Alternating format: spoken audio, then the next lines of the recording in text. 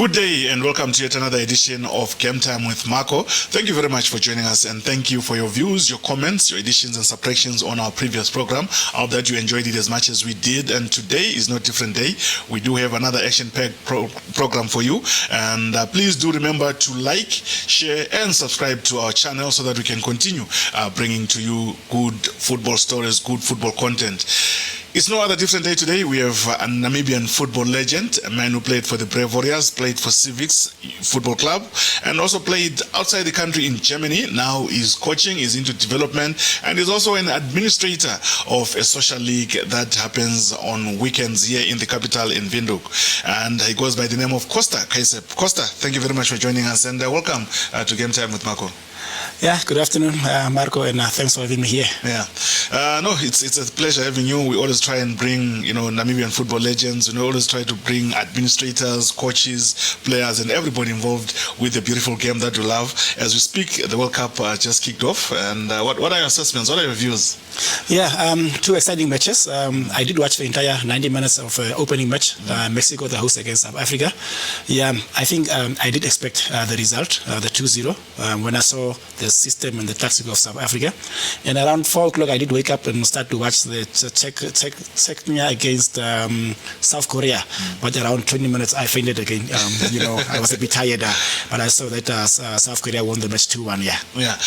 Interesting matches that were played in terms of the opening of the World Cup. And like I'm saying, we record in advance, so don't be surprised to hear us talking about South Africa and Czech. Anyways, this year's World Cup, before the tournament itself, there were a lot of talks about, a lot of things happening, people not being allowed to go in the training facilities not being right. Do you think FIFA made a good call to make it, first of all, to be hosted by 3 countries? Secondly, to have America at this point in time hosting the tournament? Personally, I'm against it. 3 countries. When it comes to logistics, as I'm also into tourism, when it comes to logistics, the first most important thing is hospitality. And Mexico already is a Spanish-speaking country compared to the 2 English-speaking countries, Canada and America. That already is a problematic thing because the visa requirement, each country has its own visa requirements. Now, say for instance, I want to go and watch Namibia in Mexico, and 5 days later they have to play in America. Where do I apply for a visa in Mexico if Namibia doesn't have an embassy in Mexico? These are complications when it comes to logistics. So therefore, I say hosting in 3 different countries is already a challenge for each and every traveler. Yeah. But besides that, FIFA, politics, money is politics. Without politics, there is no money, and without money, there is no politics. And therefore, I will say that they decide what to do. And since FIFA changed the World Cup, the original World Cup from 32 countries to co-hosting, European countries have been trying it during the European Championships. And already you saw the challenges, and more than 1 country is already a problem when it comes to logistics. Now let's look at AFCON 2027. It's going to be also hosted in 3 countries. Yeah. They call it Pamoja 2027. It's in Uganda, Kenya and Tanzania.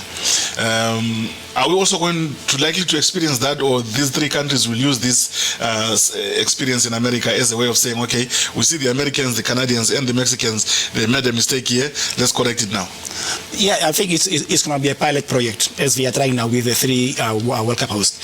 Already in Africa, we have the biggest challenge when it comes to flying routes.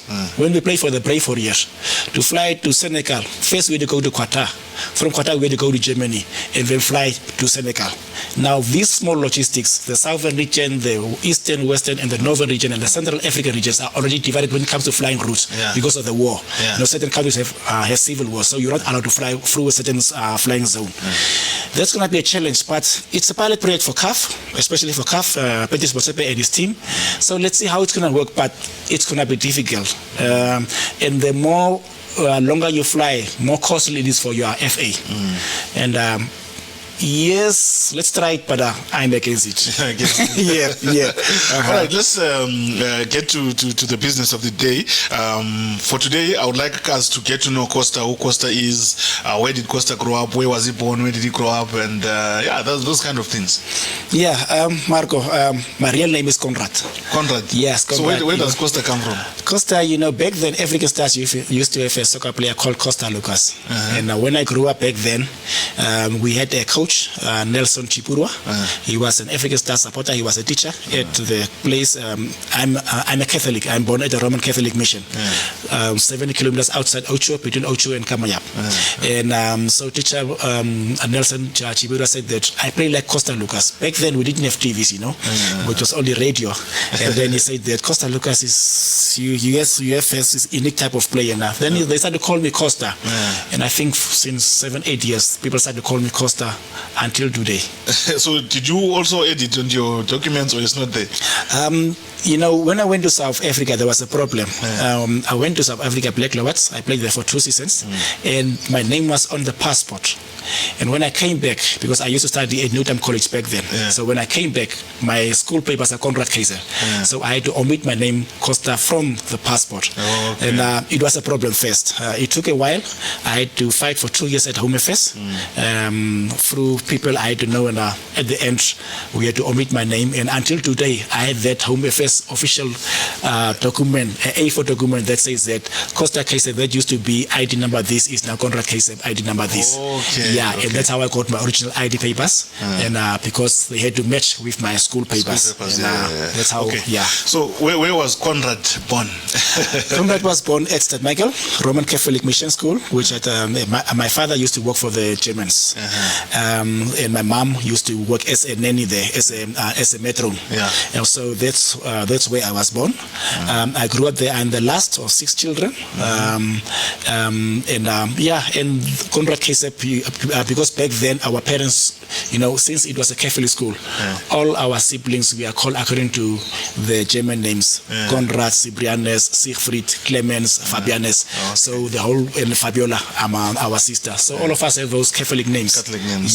German Catholic names. Yes, German Catholic names.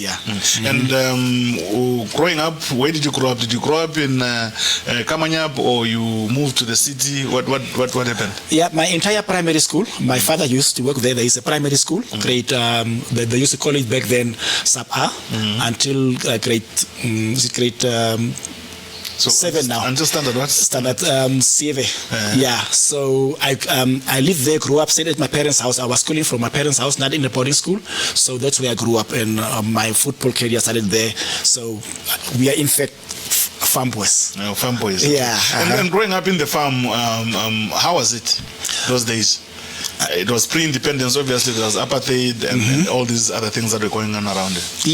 Back then, media coverage was, I think what happens 5 years ago in America will have reached us 10 years later, because that's how media was back then. Like I said before, we didn't have TV.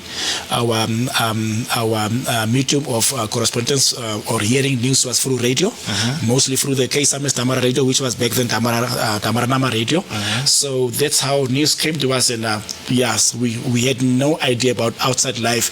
It was waking up in the morning, go to school, after school, go to church 3-4 times a week, because that's how Catholic schools are until today, and that's how life was. And then 3-4 times in a week, you had that small opportunity to play football, and once in a while we had the chance once in a month to watch TV. The entire school will go in a hall, and then we'll watch whatever the school will decide we're going to watch, whether it's a movie or a soccer match or those VHS. Yes, those VHS. That's how life was back then. Interesting. Interesting. If you look back at then and you look at how news is accessible now, if anything happens in America now, you get it now, through our phones. And you say you had a little window of opportunity to play football. How did you end up starting to play football there? Was the village team, or it was just a pastime for the boys just to kick around the ball? All the Catholic schools until today, they have this small project where each and every year, one Catholic school visits another one. So we have St. Michael, we have St. Joseph's Debra, we have Maria Bruno Ochvarango, we have Kwas, we have Valfriden. Those are the Roman Catholic places. We have one in Oshikuku also. So we used to visit each other. That was the only time, I think twice in a year, 2 months in a year, that after winter sports, they used to call it winter sports, yeah. And that's the time we used to play football. And then we had a former player of Black Africa, Mr. Patrick Kadimbo. He played for Black Africa. He was a teacher at St. Michael. And that's where he spotted my talent. I started as a right back, quite interesting, yeah. And then I started to play for the under 10s of St. Michael, under 12s, and after that I had to go to high school. Unfortunately, St. Michael doesn't have a high school. It's only primary school. Yeah. Which high school did you go to? I went to Ochvarango, Paris Secondary School. I was supposed to go to St. Joseph's Debra, but St. Michael is having a project where every holiday they used to bring high school kids to come and do holiday work. That's what Catholic schools do. And now there were few soccer players coming from Ochvarango. And one guy used to see me during holidays there, and he said, no, you must come to our school, Paris. Paris is one of the best schools. Every year we play the Kogula Cup and Kellex Cup, and you can come and be a star, And his encouragement and the way he printed the school was like real TV, and he said that Paris is a school of soccer, and I said, wow. My father wanted me to take me to St. Joseph's Debra. It was customary. All of us after St. Michael Primary, you go to St. Joseph's. Yes, but somehow they convinced him, and he allowed me to go to Ochvarango Paris Secondary School. How did you find it there?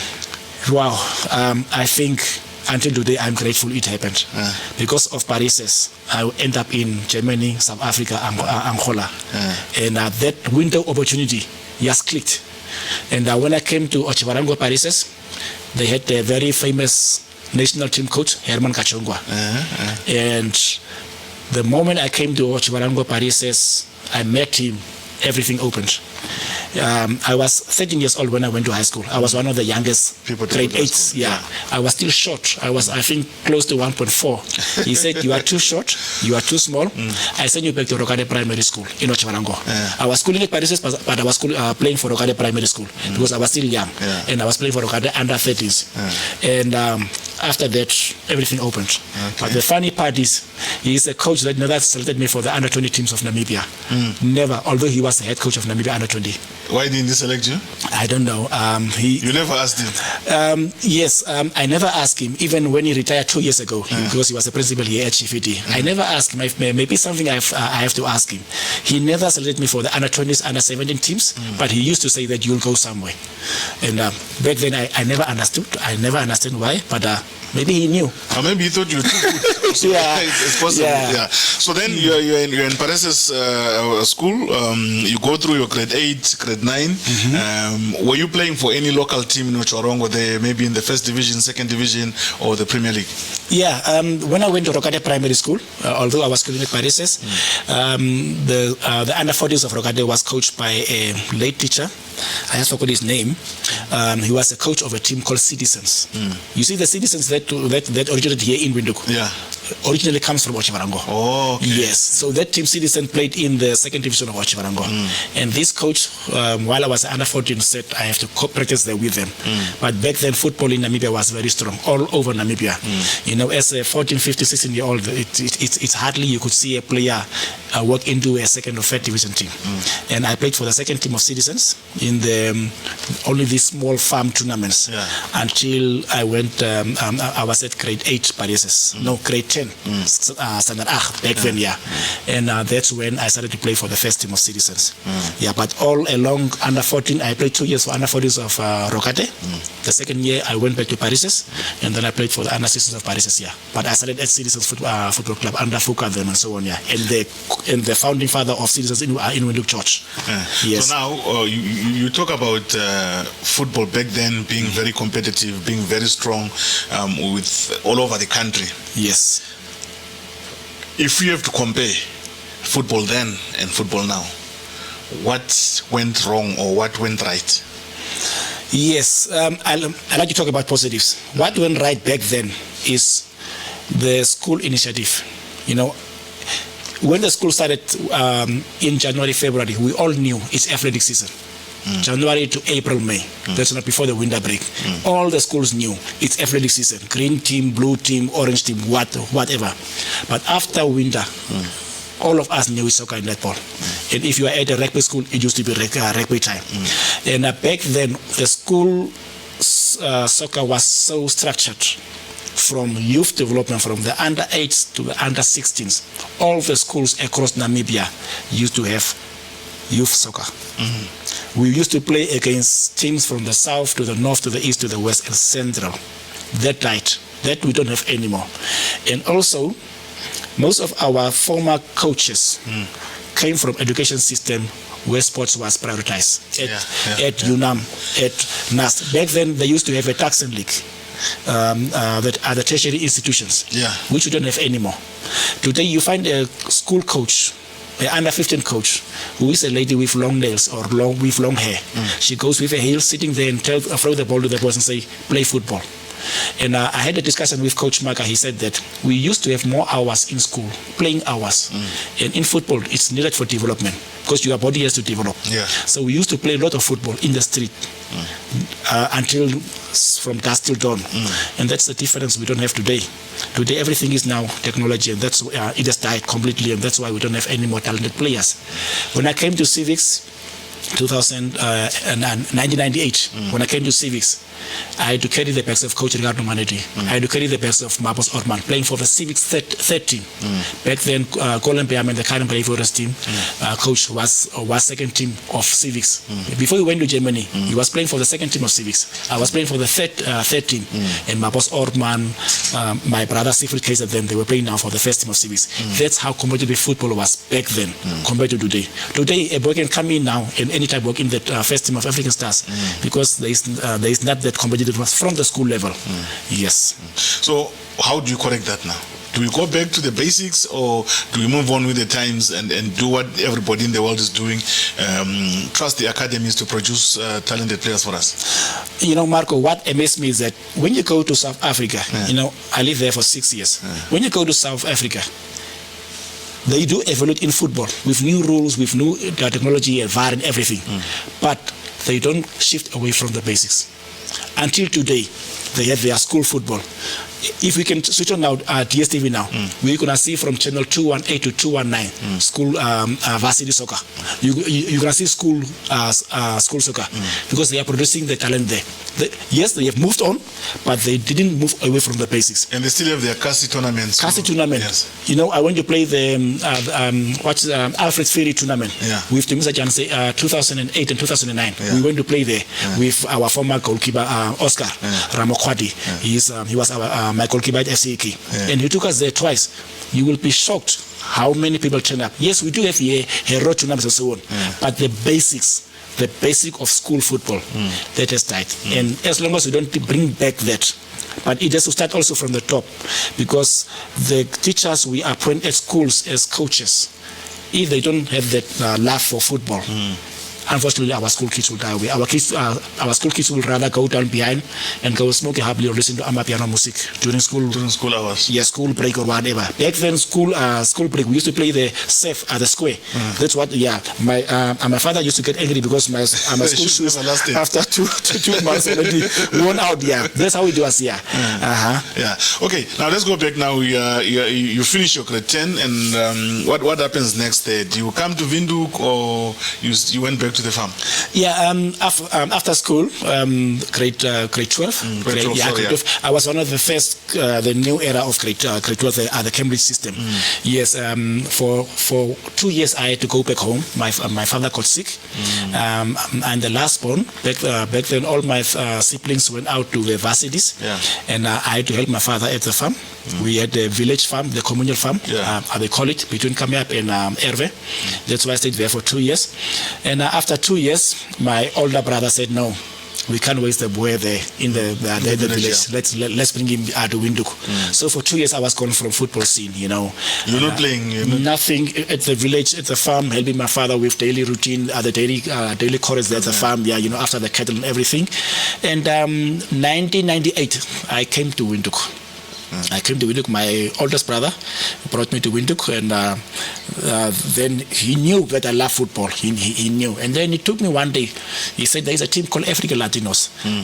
In our street, there used to be a player of African Latinos. Unfortunately, he lost his life. He was stabbed, Ringo.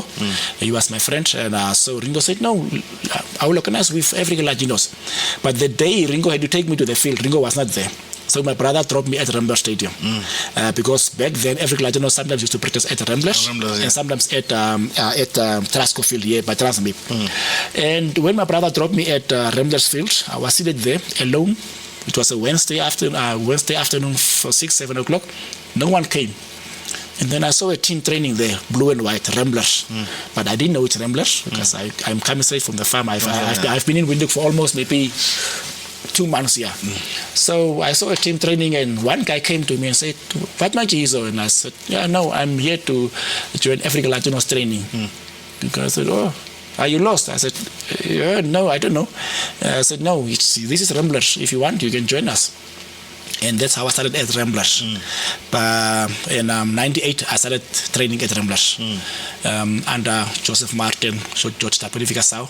But back then training was, Ramblers already had close to 30 players at training. The late Nerumbu, Ayanda, the former NDF chief, all of them were training there. It was a strong team, totally fun with them.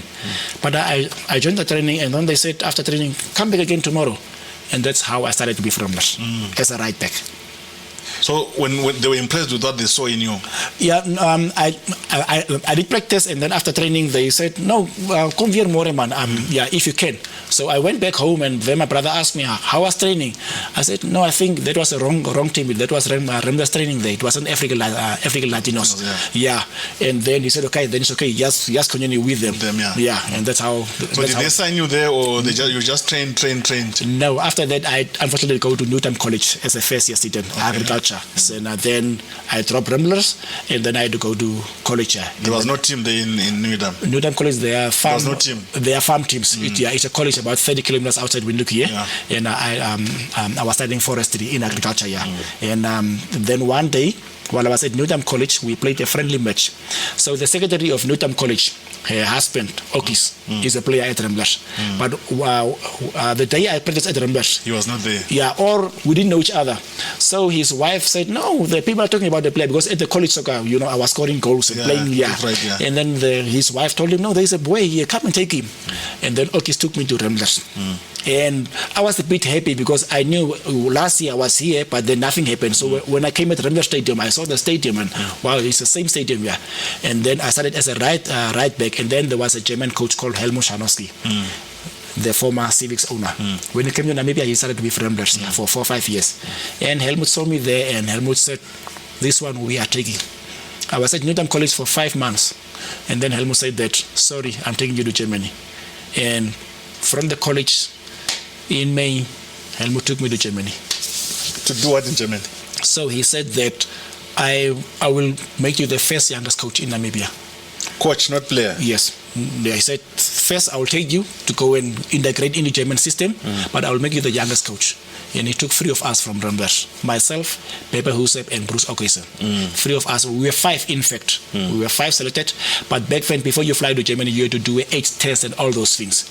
So the other 2 guys didn't pass the test. Until today, we don't know why they failed. But the German embassy had that requirements. You had to do a blood test and all those things.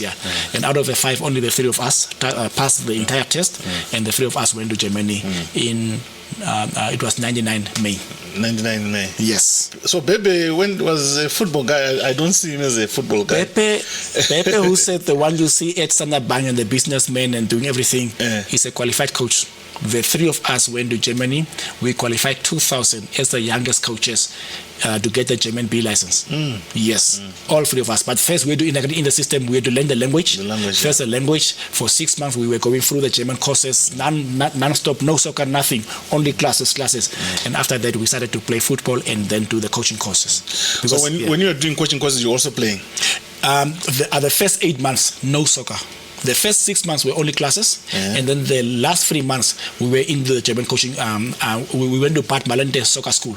That's where we were attending the coaching courses. So you're not playing? No soccer, nothing for 8 months. No soccer. Yes, here and there, yeah, but no football, nothing. Only school. So how was that experience? Wow, that was the start of everything. Besides Paris, I think everything started with Herman Kachongwa.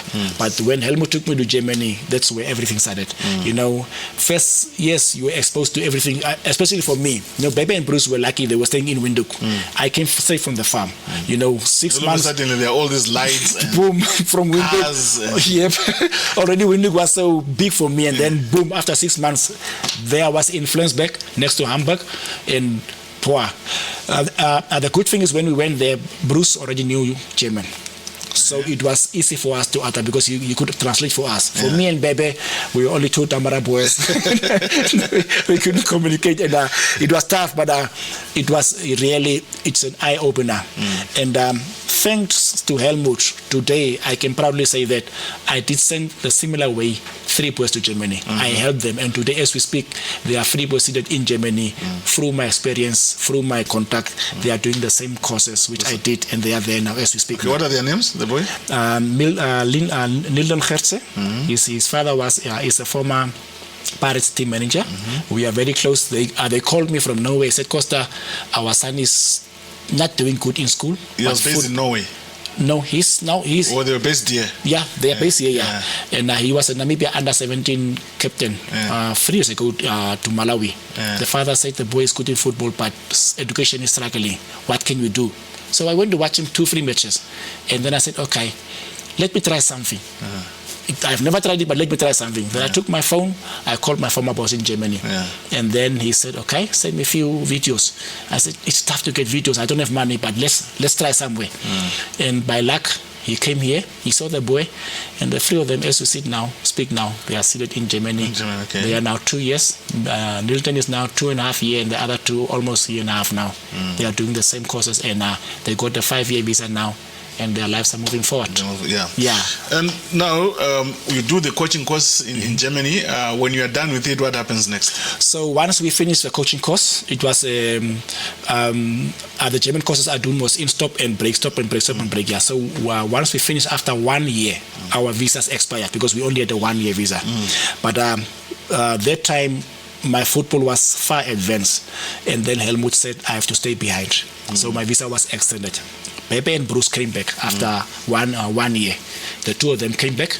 Then Doki Schmidt, the former striker, he joined me. He was playing in Portugal for Villafranca, 2nd division. So Doki joined me in Germany. So our visas were extended for 2 years. And then I started to play for a 5th division team called the Verbandsliga. And Doki was playing for the Oberliga team, the biggest team in the town, Flensburg, for Flensburg Nolach. And that's where we started now football.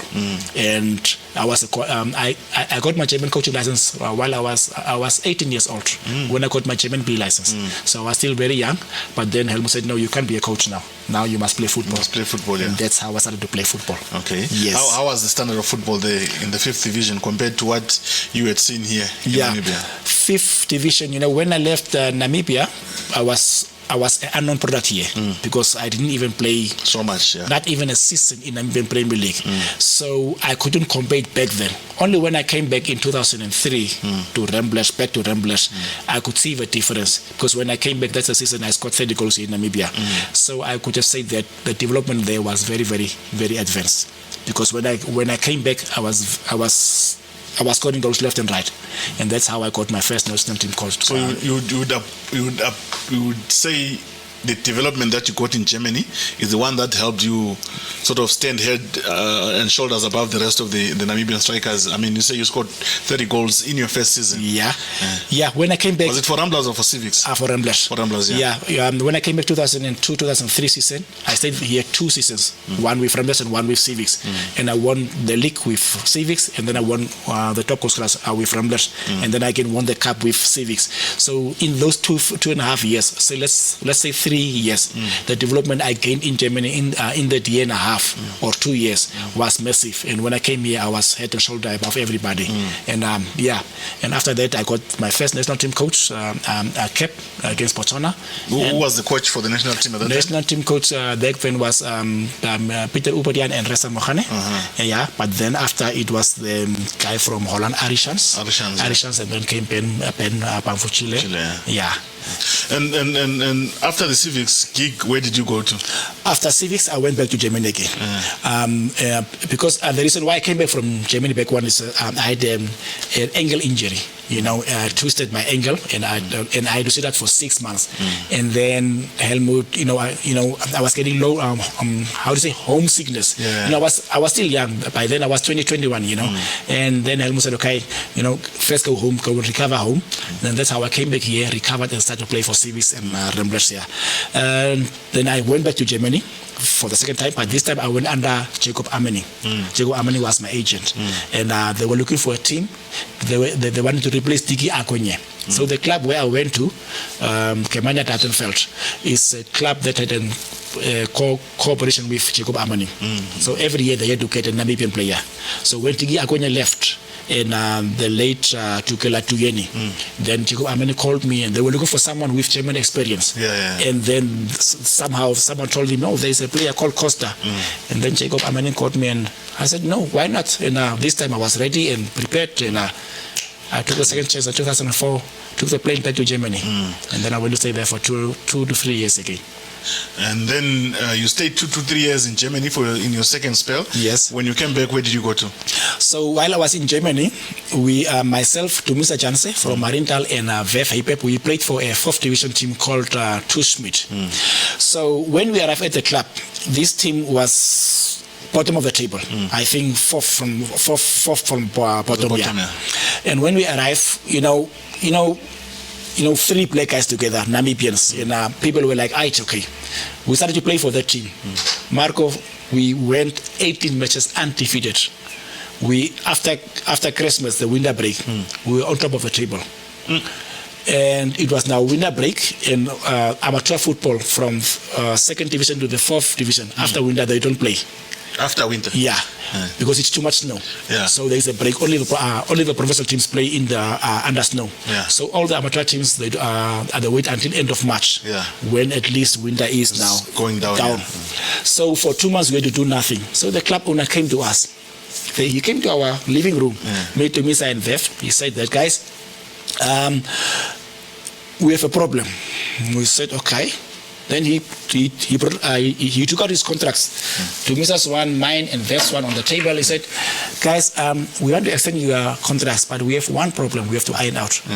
We can't win the league because our club doesn't have the finances and the resources to play in the 3rd division. Now in Germany, the 3rd division is a professional league. Yes. So we have to clear that one out. From now on, don't take football serious. Because we didn't expect to be top on the table. Now we are top on the table with you guys. But unfortunately, guys, we have to extend the contract, but we are only playing in the 4th division, the Open Liga. And then I'm like, because by then there were few teams in the 3rd division looking for us. Because we in the German Cup, there is always the FA Cup of every country. So we played against a team in the 3rd division. We beat them 5-2. This coach was on our case. He wanted us. So we told that guy, okay, we understand if you guys don't want to go up, but us, we are foreigners, we want to go up higher. Can you give us opportunity to go up? He said no. That's why we are extending your contract. But now that I'm sitting back years after, I think their plan was extend the contract and sell us for big money. I think that, but back then we were almost young boys, 22, 23, we didn't care about life or all these logistics here. But now I understand what was their plan. And then I walk out of the meeting. I said, I won't extend the contract. To Mr. Vef, if you want, because I was the oldest one from the 3, I said, if you want in our Damar language, I told them, if you want, I can after play. But me, I can't, guys. I want to go above more. I want to go to the higher level. And then test my level here. The 2 of them signed. I walk out and I came back to Namibia. The team bought my ticket 2-3 days later. I came back and now they didn't want to release me. And back then, you know, you couldn't sign for another club without a I couldn't clearance. club. Yep, and my contract was until end of June. But Ricardo Manedi called me. He called me. He said that Kosta, we are looking for a striker in South Africa. Yet Bushbucks. He was playing for Bushbucks in the PSL. Yes. So Coach Ricardo called me, and then I went there. And the club applied for my engineer's license. I practiced. I stayed at Bushbucks for 6 months, Marco. 6 months. Training. Only training. Playing friendly matches, scoring goals left and right, playing friendly matches. The coach, he died. He was a Nigerian. If I call Coach Ricardo Manedi, he will know the coach name. Yeah. The coach, each and every friendly match, I was a starting 11, although I couldn't play in the PSL match. And the guys, and they were fighting for my clearance, and then Bushbucks got relegated. And when the team got relegated, they were sponsored by Mercedes because there is a Mercedes plant in Umtata. That's how they were sponsored. And then the project failed, and then when the team got relegated, everybody parted ways. And the day the team got relegated is another day after I got my international clearance from FIFA. I wanted to cry. But they could have come 3 weeks early, maybe. 3 weeks, maybe I would have saved the club. The team got relegated today. I remember the day I went to Ricardo's flat. Him and Tando Mungomeni, they were staying together, and Johnny Armokam. I went to their flat, and then it was sorrow in that flat. No one wanted to talk, and it was bad mood. And the next day, Nigel, the team manager, called me and said, "Kosta, your clearance at home." I said, "But yes, Nigel, what now?"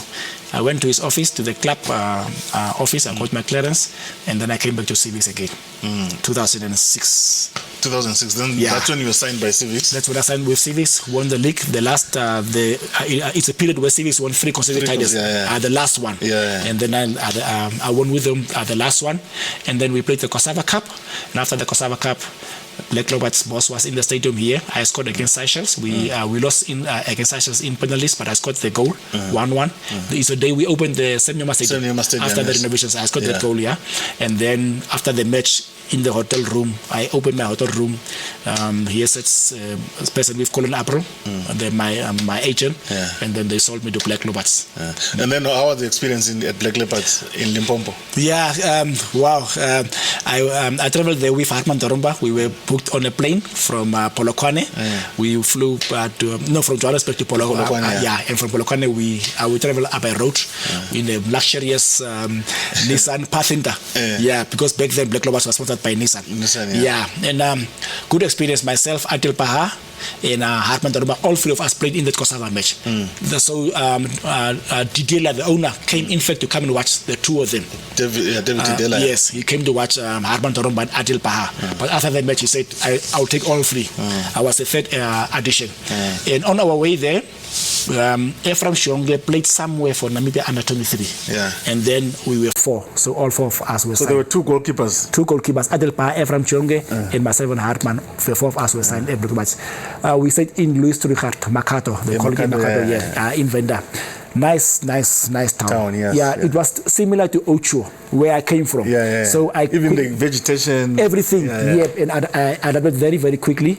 It was really a good experience. Honest, the treatment there, especially for us. We were only 6 foreigners. As for the late, the captain Matola, who was assassinated with his family on the way back to Mozambique. Him, and then we had the guy from,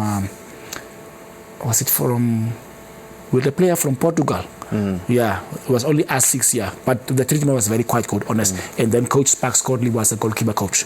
He was part of the signing package. Colin April said that Black Roberts will only sign us if Coach Sparks goes as a goalkeeper coach. From Baja and yes, and so we were in fact 5 here. So that's how we end up in honest Louis Richard.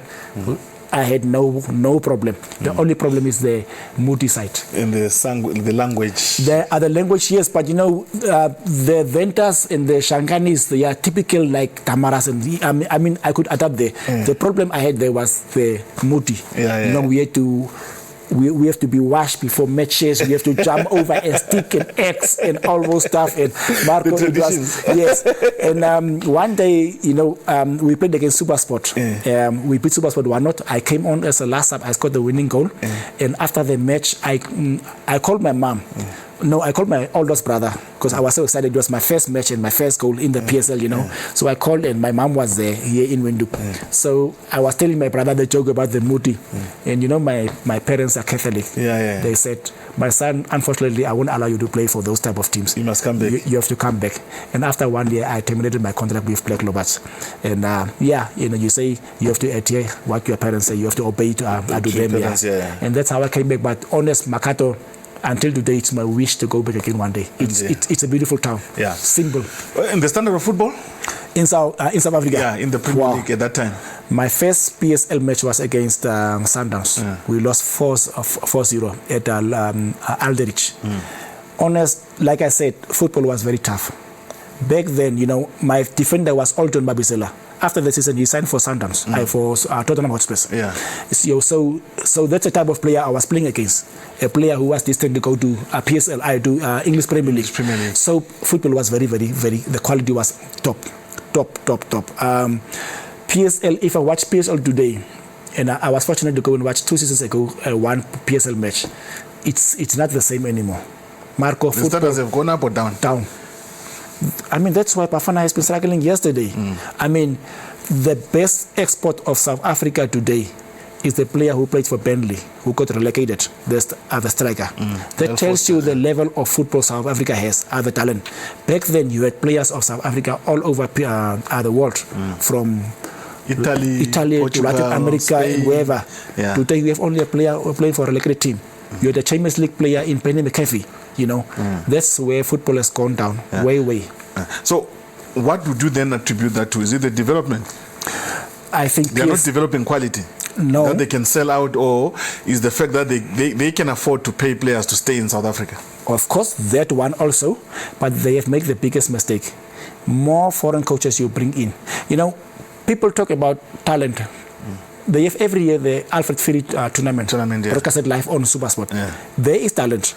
But then this player, after the talent, the raw talent he is displaying there at the at the gravel field, he goes to a PSL team and coached by a foreign coach. And the foreign coach don't want skills. The foreign coach want structured football. And that this talent dies. Look at Skara Kopese when he went to Chiefs. He was trying those cheeky football. But the coach, Musa Odugal, told him, no, I will bench you. And that culture dies. And that's why slowly South Africa don't lose the identity. Why is Brussels still the Brussels of Brussels, even though the players are dying out? Because they stick to their culture football. And that's why you'll see that Brazilian players, after they turn 30, most of them go back to Brazil because they miss that football. They miss the familyness, the togetherness, the fun, the joy of football. And that's just been dying in South Africa and also in Namibia. And that's why Bafana yesterday, you could see the Bafana I saw yesterday. It was you know, the Coach Ali used to say that a young talented player must run with energy, even if he can't play football. Today, a player can't run with energy.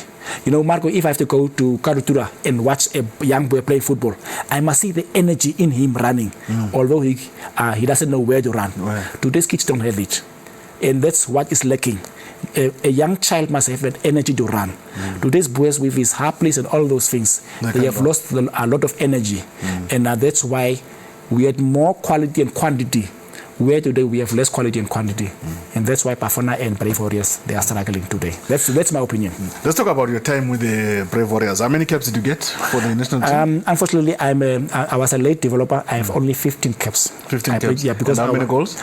7. 7 goals? Yes. So it was a goal in every 2 matches, basically on average. Yeah, our era, because my first Brave Warriors was 2003 against Botswana.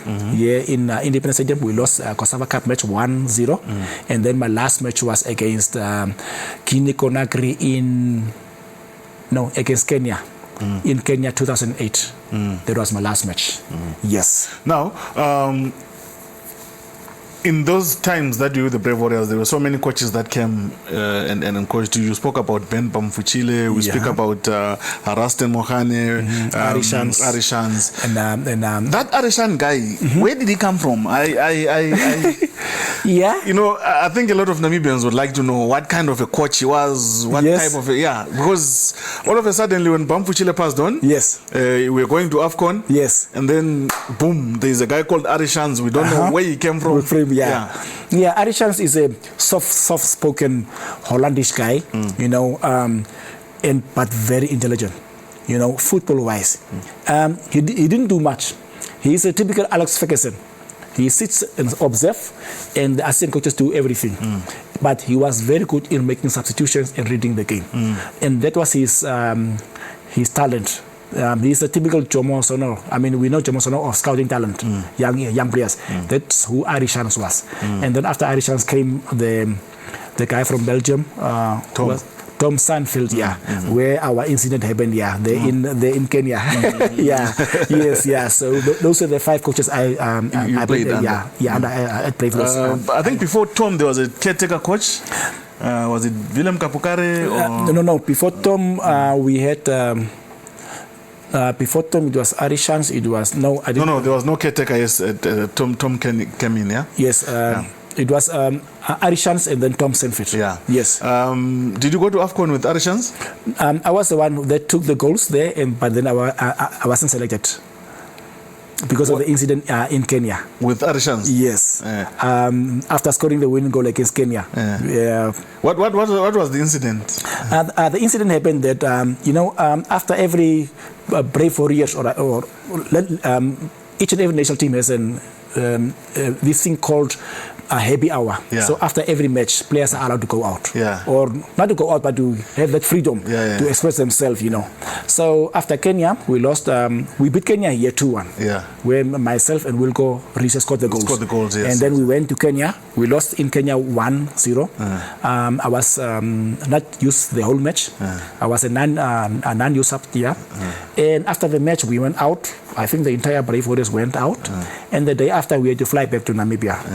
And Oliver said that day unfortunately broke his leg during the match. So myself and Stephen Hokab, we were seated with Oliver Rise. We were now carrying him because he couldn't walk. So we were sitting there waiting for the flight. I think it was about 2-3 hours delay. And our balls were not inflated. So it's by law to deflect the balls. Yes. And while we were seated there, the air hostel lady came and said that, guys, these balls unfortunately must be deflated. So most of the guys already boarded to the other side.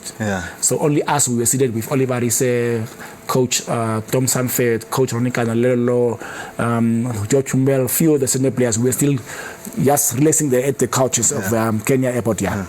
And then I said, okay, guys, bring the balls. And I went there, I took the balls, but now the problem was we only had one deflator. So imagine 15 balls. No, there were 20 balls. We had to deflate the balls. And wait, next ball. And Oliver was seated here next to me and then Stephen that side. After 2-3 balls, I gave the balls to Stephen. We were helping each other. So Tom Salford, because the two of us, we could speak in German, because he can speak German. So he came to me and then he said in German, hey, Kosta, you look tired. Because the night, all of us went out. He said, hey, your eyes, you look tired. I said, yeah, Trainer, ich bin echt tired. Ich bin müde. So I'm tired, So, but then it was like just a joke. And then, boom, you're trying to inflate the balls. And then it came the second time again. Because when we went to Kenya, we were sharing the same seats. To Kenya. So he came back after chatting with George Hummel. Then he came back and he said that, and then he said in German, I hope that when we fly back, I'm not booked next to you. And so I said, Trainer, was is los mit dir? Warum redest du nur mit mir? Why are you only talking with me? And then he said, no, because you are smelling to alcohol. I said, yeah, but the entire team is smelling to alcohol and you are only targeting me. Why are you targeting me? So that time I was having the ball under my feet to deflate it. And he kicked it. And then I looked up at him and he was now standing next to me. He said, oh, you are really smelling to alcohol. I said, yeah, but coach, George Chumrell, everybody is smelling the alcohol. Why are you targeting me? In that moment, something came into me, and I, with my left foot, pick up the ball and then boom, kick it in his face. No, he was wearing glasses. So the ball hit his glasses? And the glasses fell down. I wanted to stand up, but then Oliver pushed me back. He said, Kosta, sit. And then I sat. And then the two of us exchanged words. Nothing happened. As we came back, the ones playing in South Africa, we remained in Johannesburg. So 2 days later, George Chumel called me. Hey, Kosta, my sister called me from Namibia. You are all over the news. Apparently, you hit the coach with a fist.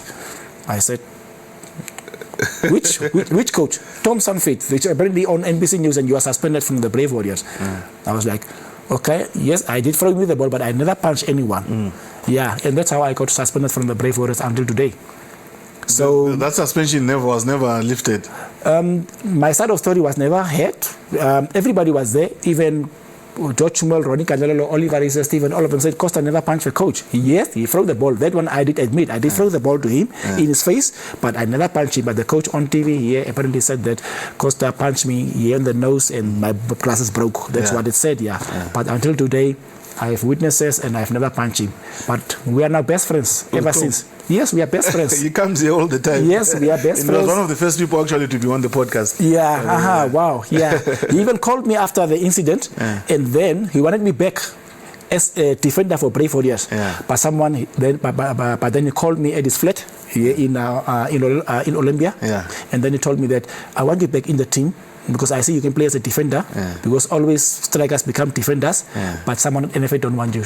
I don't want me to call you back. What do you think? I said, Coach, unfortunately, it's your job. I do respect it. And I've been training with him. Who's that someone at the NFL? He didn't tell you the name? He did tell me, but I don't want to say the name. No, you must say it. I mean, it's so that, you know, I mean, these things happen. Even up to now, they're happening. You just hear that players are not wanted in. And it's one thing that we must deal with in terms of people taking NFA as if it's their own personal property. When you decide who comes to play for the national team and you're not the coach, and you say this person must not be, it kills the national team. And look at the services that you could have offered the national team. And at that time, somebody decided that because they own the national team, then you can't go there. So you shouldn't be afraid to say they won't do anything. Those people are not carrying your life. That if they step that thing, you die. I mean, they took something away from you by exposing them. You're not taking anything away from them. The person, Tom even showed me the SMS where the person says, as long as I'm at NFA, Kosta Khaiseb will never be called up for. Was the person owning NFA? No, I mean NFA is a public entity. Exactly, that's what I'm saying. You must tell us who the person is. You know? No, I made a truce with Tom Sanford, and he asked me never reveal the name, and until today we are still friends. We chat mostly on Facebook and Instagram, and until today I've never revealed it. Even last time at I think at NBC, someone wanted me to say that name. I said no. I said the truth to Tom because I think he wants to keep his cards open. Maybe one day he can coach Brave Warriors, maybe again. And but that, so if he has to come back and coach the Brave Warriors, he must come back knowing that he's an independent man. And you also, because my next question to you would have been, with your experience in terms of having acquired your first coaching certificate at 18. And then you go on, you play in Germany, you play in South Africa, you play here, you win things. And right now you're busy with your coaching. You have been coaching juniors, you've been developing players, but we have never seen you with the national teams. Is that grudge still there? I mean, they took it away from you from playing. Now you are coaching and it's still being taken away from you, but you are still protecting those people. I think a lot of former players are victimized, you know. And you know why they're victimized? Because they don't name their victimizers. But those people still have that hold on them. But you know, since I'm coming from a Catholic background, I've that belief until today that says that, you know, as much as I've got nothing to lose from them. Yes, I did lose a lot because I believe until today, had I been in the 2008 AFCON team, I'm quite sure something would have happened. Yes, because when I saw the footages, I've been watching all the matches from South Africa. And when I saw my friend Brian Brunel scoring goals, you know, and at that time I was at the peak of my period. You know, I've been scoring goals. I was that year the second top scorer in the South African first division. And I was at the peak of everything. And with that peak of mine, I'm quite sure with my services at the Brave Warriors at AFCON, I'm quite sure we might have surprised them. One or two teams. And it was taken away from me, but let bygones be bygone, and I've accepted it. I live with it, and since I. So when you see that person, I'm sure you see that person if they're still alive. I'm sure you meet them. Do they greet you? The person is still at NFA. Do they greet you? Me, Marco, and this person, everybody that knows me, that knows Kosta, I get along with anyone. Whether I know that you don't like me even, I get along with anyone. And that's why until today, I'm privileged that until today, I'm taking former Brave Warriors to Germany every year for indoor soccer. I'm privileged that I'm taking players to South Africa. I do it because that's what I am. And that's how I'm running this Frupas League, which is starting again. Every year we are running the Frupas League. The reason why I came a bit late now is I was busy paying at the field as always the former players must start playing Sunday. So that's the type of person I am. I never hold grudges against anyone. If you hate me, I don't mind. I will come and say, Marco, good morning, and I move on. That's how I am. Yeah. No, I would have preferred, you name the person. To be honest, not because I have anything against them, but because I think it's high time we got rid of people who want to treat NFA as if it's their own private property. You are not the first player to be victimized, and you will not be the last. And unfortunately, the cycle cannot be broken. Because we don't know where to break it. If we know where to break it, we'll go and break it from there and protect the future players. But one day somebody will come through and tell us that, and we'll be able, not me, but the country will be able to break that particular cycle. And my question still stands. You, with your experience, we still don't see you being involved in mainstream football. That is the NFA. I don't know if the Troopers League is affiliated to the NFA. It's not. And probably that person is still blocking it to be affiliated there. But that's a story for another. So now, we do have all these under 17, under 19. You have coached junior teams. I mean, at academies. You have coached in the Premier League, and with the experience you have, we don't see you contributing to football. You know, Marco, it's a very good question, and this question until today and years to come will be everlasting. You know, sometimes as much as we want to give back, you know, we have made peace and say that let's give back from a different angle. That's why you see, as we see today, we started this away. Since 2012, we have conducted across Namibia close to 82 soccer clinics, from Lutherets to Oshakati to Katima to Korigas to Repov. We are doing it out of our own pocket. And like I said, we are traveling every year to Germany. We were supposed to travel 3 weeks ago to South Africa, but then the rains to Fabian McAfee, and then came this rain there in Freiburg and so on. So that's what we have been doing. So we are giving back from a different angle, and not in the main through the mainstream, because too much politics, like you say, people own NFA, but certain things will come to an end, and I'm quite sure it might not be our lifetime. They say in Afrikaans, die ouers is anders as die kinders se as a straf. So they can hold NFA as their own, but their sins will come back to their children, and it always happens, no matter how long it takes, and it will go. This period of them will go over. I'm not against anyone at NFA. We are here to give them, like yesterday, when I saw at the World Cup, the former players, Roberto Carlos, Cafu, them in the stands there. I've been added about a month ago on that group where most of NFA people are there. Then I made a suggestion. I said that, why during the NFA Cup and the Sandapan Cup, why can't they make a token of appreciation to former players? For instance, when they host the Sandapan Cup in Ochuo, call the former players, 1 or 2 from Ochuo, and give them a framed Brave Warriors jersey.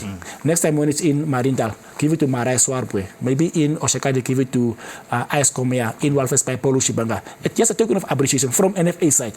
I think as much as they say they don't have money, I mean, to spend $2,000 on a frame jersey for Polo Shibanga signed by NFA president, I think the player will hang it in his house there, in his living room, and he will appreciate and say that at least the president of NFA. But do you think that will happen if there are people on NFA and those people are already saying, I don't want Kosta in the national team? Do you think when it's time to honor Kosta, they will honor Kosta? And that trend has been there, and the same people don't want new faces at NFA. You know, because they know that new people will come with new ideas, so they keep NFA as their own house. And I think the next challenge, which we are trying to work from a different angle, is that something has to change at NFA, that after every 4 years, like a politician, a minister serves a country for 5 years, and after 5 years, if not elected, then he has to move out. Same has to come, same has to happen at NFA, and somehow it will come, because people can't stay there for 5 years. The day I started to play football in Namibia, 98, until now, 2026, same people are still at NFA. And when I played for Brave Warriors, I was earning $10,000. Today, a player is earning $5,000. Something is wrong. Something is wrong. So, NFA is not anymore the same NFA. Back then, I used to play 3 cups in a season. Today, you don't play a cup. You are playing a cup after the league. So things are going backwards. But admin-wise, people are getting earning money. You see people driving Mercedes-Benzes. I'm not against someone buying a Mercedes-Benz. It's good if you buy a Mercedes-Benz because you deserve it. But look at what brings you that Mercedes-Benz. That's what you must look after. And as long as we have certain people are like that, let them control what they have, but somehow it will die. It should die. One day it will. It will die. Yes. Okay. Let's talk about the league that you are coordinating. Yes. The Troopers, yes. League. It's a social league. Yes. Mostly to cater for former players. Yes. Take us through that league. This league was started by Mr. Isa Kamada in 2015. He approached NFA first, or NPL back then, and he asked them that he wants to start a league that when the league stops in Namibian season, which is in May, June, then that 2-3 months period we can run a league. So this league was started 2015 at Eros Primary by Isa Kamada, and ever since it has been running. Yes, during COVID it had to stop for 3-4 years, and we revived it last year. No, 2024, and now it's in its 3rd season, and we're gonna start now this Sunday for 2 months at Commercial Unam campus. Who is eligible to play, and what must I do to come and play? Any former player, any former player which is not registered at any domestic leagues, whether it's NFA, NPFL league, or first or second or third division, and any player, we welcome any player, because it's for the players just to come and socialize, just to come and interact, to come and say that, hey Marco, are you still around? What are you doing now? Oh, and I like our team. We have players from across Namibia. Like now, 2 of my former teammates, Charlie Khaiseb, Paulo Shibanga, will travel from Walvis by and just to come and play Sunday and then travel back again Sunday. So the league is open for any player. It's just for us to network, connect, and since most of our players are going into entrepreneurship, maybe Marco is today a roofing entrepreneur, and he can, my skills might be used there, and say, hey, I'm having a tender there, maybe renovating a school there in Katima. I can take you there and have a job opportunity. So that's what we are trying to do, just to revive the players and see around, are we around. And as you can see lately, the suicides which are happening. Just to take away that stress from the house, come and drink a beer or 2 with your former friends, and then go back home 8 o'clock and again, and then start your life again on Monday. On Monday. And how many teams have registered so far in the league? So unfortunately, Commercial Unam campus only caters for 12 teams. Only 12 teams, So only 12 teams can play in the league, and we only invited 12 teams. And now we have traditional teams, the Harambes, the Awe-Awes, the Machimbos. What I always do is to try and integrate different tribes, so that it doesn't look like it's a Tamara League or a Vambo League or a Hero League. So you have teams like LA colored teams, you have Vambo teams, Kabunta, you have Tamara teams, so each and everybody is involved. Yes, that's what we do. Okay. Yes. All right. With the standard of football, let's go back to the standard of football in the country. You do watch a few Premier League matches. You were a coach a couple of years back with, I think it was Orlando Pirates. Yes. What is going on in our football? As an NBC analyst now, I'm frequently at all the matches now. Football died because the top is dying. So you're saying the fish is rotting from the head? Because Marco, you'll see that when a sponsor is announced, the moment we hear 10 million is sponsored by Deb Marine, and the first thing you'll hear is 5 million goes to admin. That already kills my appetite for that initiative. Because if you take from 10 million, 5 million for admin, what can you do with 5 million? Nothing. So currently at NFA or at NPFL, admin takes the most chunk of money. And development, look for instance, this NFA Cup which has been run now, that is development money used for an unnecessary NFA Cup. That money we should have used for development football. What do you do with development football? You go back to schools. Why couldn't we say that in the O regions, we have 4 former players? Let's take Mohamed Osep, IS Komea. Let's go to Erongo. We take Paulo Shibanga. We take maybe Fisher Kalimba. We go to the south, Marai Swarpo, Tumisa Jansen. We go to the east, Harman Toromba, Stephen Beza. Then in each and every region, put players, former players, take that millions we used now for NFA, which for me was a unnecessary tournament after a season, and that money could have been used to develop players. Go to schools. You tell Mohammed there in the O regions, you must start 3 leagues, under 10, under 12, and under 16 for the O regions. Each age group must bring a champion. You go to the East, again in the Omega region are the same. South, Hartab and Karas were same. Central, and then to the East, I to the West, Erongo region and Kunna region. And then these age groups can find champions and bring champions. But before this, you must already appoint the under 15 national team coach, under 17 national team coach, under 20 national team coach. Why? When the national championships of these age groups happen somewhere in Windhoek or Ocho or wherever, then this national team coach of under 15, his job will be with his assistant coach of the technical team. He has to go and observe under 15 players for the Brave Warriors. Same with the under 17, same with the under 18s. Once this national championships has been completed, these all different age group coaches with the Brave Warrior coach sit together and say that, okay, now, this is the identity we have seen at under 15, under 16, under 18, and like that. And Columbia, what do you want for Brave Warriors in the next 5 years? Then the under 15 coach will say, now, okay, I'm having kids who are struggling with maybe parenting at home. It does happen. Maybe the father is missing or the mother is missing. Under 16, we have kids quitting soccer, but they are struggling with education. What can we do? Let's approach Ministry of Education. Can you take out these boys from education and put them in, how do you call it, VDCs? Yes. Yes, but we're not taking them away from schools. Then you go to under 7s maybe. Then the coach can say, okay, what I've observed is that most of these boys are into girls. They like girls, they like fast cars, they like night techies and Adidas techies. What can we do? Okay, let's take them away from City Life Windhoek. Let's find a place maybe in like Ochivarango or Ogakarra. That's where we take them. And then Columbia, after 5 years, we'll have a bunch of 50 players where you can say that I can mix experience of Kosta, who is now 35 years old, with a 20-year-old for Brave Warriors. And that's how other countries are doing it. And that's what we can do at NFA. So you're calling for a holistic approach? It has to be. Marco, me and you, when we grew up, we had to first crawl or sit or whatever. That's a process. So why can't we do the same? And the system is there, but use the system. I'm working now for Ministry of Education now. I'm working there now for 11 years. So at Ministry of Education, I'm sitting there and asking myself, why can't NFA approach Ministry of Education? How? They can first, who owns soccer pitches here in Namibia? Schools. Now go to Ministry of Education. Go and have a principals meeting as NFA, because you are a public entity. Ask the principals, how many grass fields do we have in Windhoek, which is owned by schools? Now schools, as NFA can give you every year, for example, 50,000. To just maintain the fields? Maintain the fields. But in return, we can give you coaches, we can coach your school teams, because we need talent. And allow our clubs to train there. Things are feasible and doable, but if you isolate yourself and there's a public forum where NFA doesn't engage with the public, it's good to engage with the public.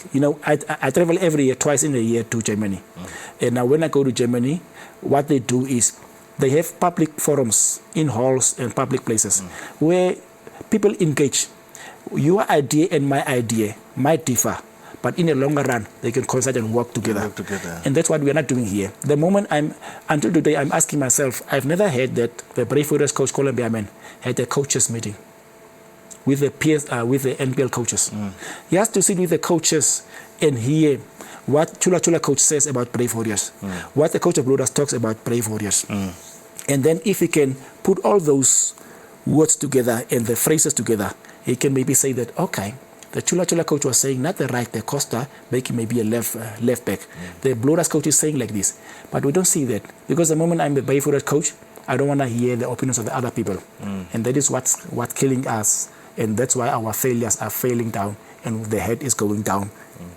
And that's why we are struggling with the Brave Warriors. Let's talk about the Brave Warriors now as we conclude. They haven't played here since before COVID. Yes. It's a long time. Yeah.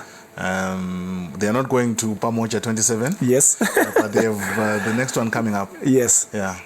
Marco, when we started, you talk about politics in the World Cup. I think it was one of your first phrases, which you mentioned. Some people are not getting visas to enter and all those things. And that's what's happening at our stadiums. You know, Marco, you can't tell me that a simple country like Namibia, so rich in all minerals and resources, a simple country like Namibia, where people get angry but don't fight, because Namibians don't react. In South Africa, I was there for 6 years. I lived through xenophobia twice. I saw people being killed. In South Africa, when the nation is angry, they act with their spears, with their guns. Namibians will be angry, and then we'll say, okay, it's okay, let's fold hands. We'll talk, let's go and march. But then Michael Amshelo will go and march alone. That's how we are. We are a peaceful country. And that angers me that our government doesn't do anything about it. By now, we should have had the best ever stadiums in Africa, because we are so privileged to have a former German government colony. The money they put into Namibia here goes wrongly somewhere. We know that. We can see that. We can read it. Every day we read about millions disappearing. And by now we should have had everything. You know, we have too much people who talk a lot, the politicians who in the media, but action-wise they are doing nothing.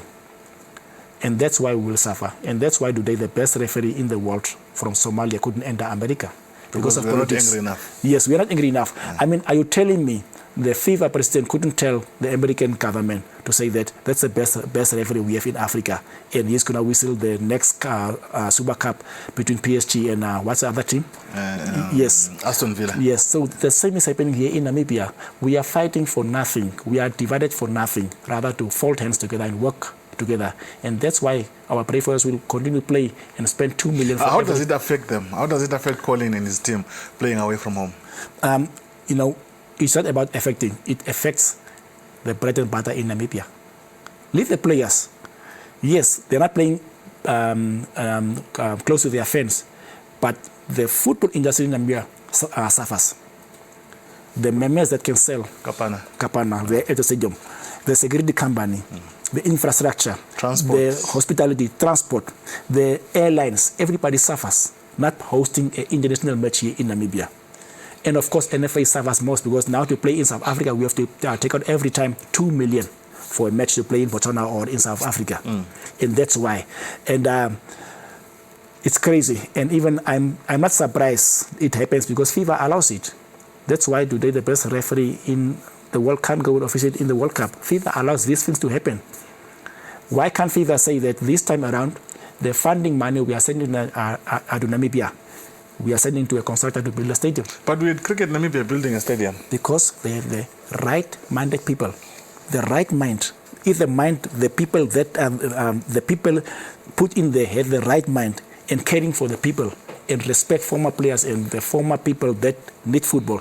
Marco, if you enter the NFL Soccer House today, I don't even see a poster of Bobby Samaria or any former player there. These are people that brought NFL office there. Why can't we put even a poster of maybe, say, Pele, Blaske or Oscar Mengo there? You don't see a poster of Oscar Mengo in NFA House, but he was a legend. So the type of people we have at NFA House tells you where we are headed. That's where the mistake is. So NFA Cricket, they had 4 million debt. They paid it off in 6 months. The guys at Cricket? Yes. Yeah. In 4 months, they paid off 6 million debt. The mindset was different. At NFA, we have a different mindset. If we have 4 million, we must get it to 10. Yes. I was shocked to see a menu of NFA meeting. So when you have the meeting, you have most a menu or the agenda. Yeah. The discussion was catering. So we must get the tender to cater the event. That was the agenda.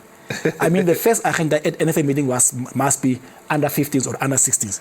Now, the first agenda was catering. That tells you the type of people we have at NFA. They are worrying about which friend must I give a tender so that I can get kickbacks. That's wrong. At NFA meeting, you can have, yes, catering is part of it, but it can't be the top priority of a meeting. It must be soccer. So would you one day consider running for a seat at the NFA Executive Committee or to be the president? Before answering that question, the whole NFA rules and regulations must be changed. Because even if you get someone new, what is there, the content, will make him corrupt or she corrupt.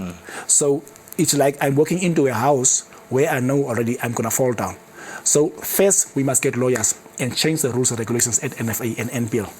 Whatever rules are there, who must be elected, who must be selected, and whatever. Because if those, as long as those rules exist, those people that come in power will obey the rules.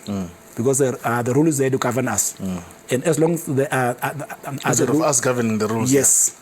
So that must first be changed. So presidents can come, SGs can come, but those rules must be changed. But as soccer players, as former soccer players, yes, as former football players, former Brave Warriors players, what are you guys doing to correct those mistakes that you just mentioned now? Unfortunately, if we don't have money, because now if I have to approach a lawyer, let's say that. No, but as players, you can come together, pool the little resources that you have. Yes. And it happened in Nigeria. Yeah. Yes. And when you do that, even the lawyers will see that these guys are a united front. Yes, they don't have the resources, but they are together and they are raising a serious concern and maybe a genuine concern.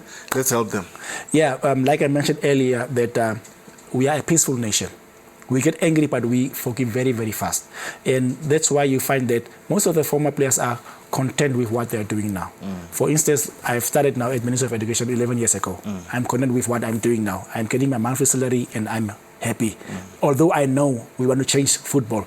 Then you find maybe, let's say maybe Hudi Jacobs, he's a teacher, so he's happy. So we have made peace with the corruption at NFA. And we have moved on. We have, like Alfie Denga said that, why must you wait for NFA to send you for a coaching license? And when Alfie said those words on our group in 2022, that's when I decided, it's true, why must I wait for NFA to send me for a coaching course somewhere? And then 2023, I saved money, I went to Germany, and then I redo the German B license in 2023. So that's where most of us are now. We have accepted the faith of corruption at NFA and said that let's do things which makes us happy, put bread and butter on our table, and then move on. With the hope that maybe Marco or Coach Ali or someone will change it there. But as long as those people are there, we have made peace. So would you consider going into for the presidency? Marco, every day I do and organize tournaments and events. As you speak now, I'm organizing a music show in Ocho. I'm organizing this Fruit Pass League. I am in the organization. I am willing to help. But at one point, I don't want to enter a house which is corrupt. Corrupt, okay. That's where I make peace. Yeah. Yes. All right. Before I let you go, who would you want to sit where you're sitting next? Here. Wow. I always wanted to hear someone. He's not into football. I want to bring the guy from Cricket Namibia. I don't know whether he was here. I met him once at the roadblock here at Danvalion, where I always go and do my running. Which guy is that? His name? He's the president. Johan Muller. Yeah. Was he already? No, he was not. Yes. Because when that 20 minutes we exchanged there, and he's the one that gave me the information how they managed to pay all the tap and all those things. When I heard him talking, I could see that this is a person, just a normal, ordinary black guy. Oh, you mean Polly? Polly, yes. Yes. A normal black guy in a white-dominated sport. You know, unfortunately, cricket is a white-dominant sport. Yes. And he did manage it. And how? Bring him and hear his side of the story. I think he sits on the Tigers board, by the way. Yes. He's a Tigers board. And he might give us an insight. You know, sometimes I can fail as a coach on the playing field, but maybe I'm an admin. Maybe I will fail as an admin in sports, but maybe I'm a coach. That's where the difference must be. And this guy, yes, Tigers has been relegated, but he's fixing something at cricket. So why not? Because cricket and NFL is almost the similar entities. He might come and change something. Okay, so that's the person I would love to hear. We'll definitely come through and bring Polly. And thank you very much, Kosta. Thank you. I appreciate your time. Pleasure, Marco. Good luck with the Fruit Pass League. And we hope that all your projects go well. And that's it from us here at Game Time with Marco. We hope that you enjoyed the show as much as we did. Remember to like, follow, and subscribe. And do give us suggestions on what questions to ask, who to bring in, and what content you want to get from this channel. For now, it's bye-bye.